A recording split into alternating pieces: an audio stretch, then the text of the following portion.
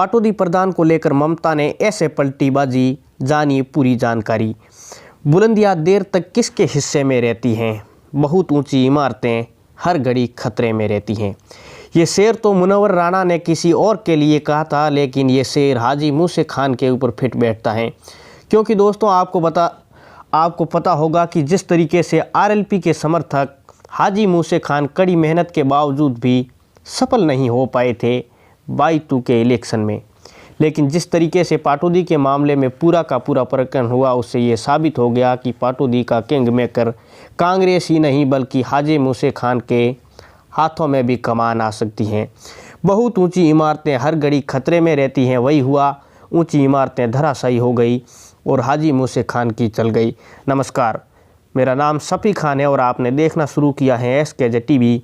जिस तरीके से पाटौदी प्रधान को लेकर खबरें आ रही थी कि पाटौदी में प्रधान कांग्रेस का ही बनेगा, यानी कि 12 तारीख से पहले सबको यही लग रहा था कि पाटौदी के अंदर कांग्रेस का ही प्रधान बनेगा, और अचानक बाजी पलटती हैं और सबकी आंखें फटी की फटी रह जाती हैं। आज के इस वीडियो में हम जानेंगे कि आखिर ममता ने कैसे बाजी पलट दी। तो दोस्तों हम आपको बता दें कि जिस तरीके से जोगिंदर प्रजापति कॉन्फिडेंट लग रहे थे, उससे ऐसा लग रहा था कि वाकई में फैसला ममता के पक्ष में। आपको बहुत बहुत बधाई। सर, परिणाम से पहले कहीं ना कहीं आपके चेहरे पर मुस्कान देखी जा रही थी, क्या संदेश था?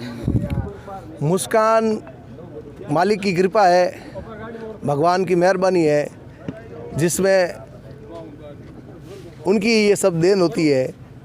इसमें ये होता है कि जो भी कोई परिणाम आता है या जो भी संघर्ष करता है, तो संघर्ष ही मेरा तो जीवन रहा है हमेशा। राजस्थान में ये पाटौदी प्रधान प्रकरण चला, ये भी राजस्थान में एक इतिहास है कि अविश्वास प्रस्ताव आने के बाद डेट के ऊपर डेट 42 दिन तक पंचायत समिति सदस्यों की वाड़ेबंदी रखी गई और उनको प्रताड़ित किया गया, उनको परेशान किया गया और उनसे झूठे वादे किए गए।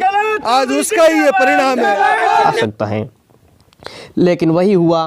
कांग्रेस खेमे में आपसी फूट पड़ने से पाटौदी कांग्रेस को भारी नुकसान झेलना पड़ा। फायदा बीजेपी के हाथ लगा। कई लोग ऐसा कह रहे थे कि हाजी मूसे खान ने बीजेपी का समर्थन करके अच्छा नहीं किया। इस सवाल का जवाब जानने के लिए हमने हाजी मूसे खान से बात करने की कोशिश की। पाटौदी पंचायत समिति के अंदर जो इन्होंने घटिया हरकत की, चाहे कांग्रेस हो चाहे अन्य हो, बीजेपी और कांग्रेस के जो मेंबर मिलके उन्होंने जो घटिया हरकत की उसके अफसोस है। और एक महिला प्रधान की राजनीतिक हत्या की, ये बहुत गंदी राजनीति, ऐसी राजनीति भविष्य में नहीं होनी चाहिए। और वापस दगा किया, दगा किसी का सगा नहीं, वापस उन्हीं के साथ दगा हुआ जो हमारे प्रधान ममता जोगिंदर जी वापस विजय हो गए 9 मतों से। और मैं सभी भाइयों दोस्तों को और 36 कौम बिरादरी से यही धन्यवाद देता हूँ।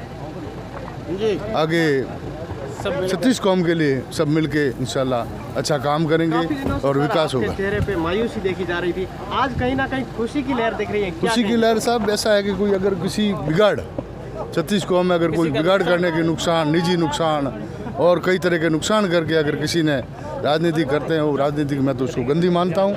और इसी प्रकार की घटिया राजनीतिक नहीं होनी चाहिए। राजनीतिक सिद्धांतों की होनी चाहिए, विकास की होनी चाहिए और लोगों के साथ भलाई की होनी चाहिए। वही इंसानियत होती है, बाकी सब फालतू बातें हैं। और बात भी की हाजी मूसे खान ने कहा कि हम सत्य के साथ हैं, हम तो उसका समर्थन करते हैं जो शिक्षा व समाज का भला कर सके, हम उसके साथ नहीं। और हाजी मूसे खान ने यह भी कहा कि दगा किसी का सगा नहीं।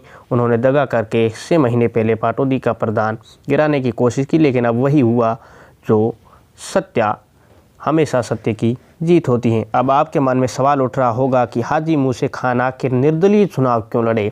हाजी मूसे खान की कैपेबिलिटी को देखते हुए कांग्रेस ने हाजी मूसे खान का टिकट काट दिया, लेकिन हाजी मूसे खान ने निर्दलीय टाल ठोक दी, विजय हासिल की और सामने वाले प्रत्याशी को करारी हार का सामना करना पड़ा। हाजी मूसे खान की बल्ले बल्ले हो गई, जिससे साबित हो गया कि हाजी मूसे खान का जलवा बरकरार है।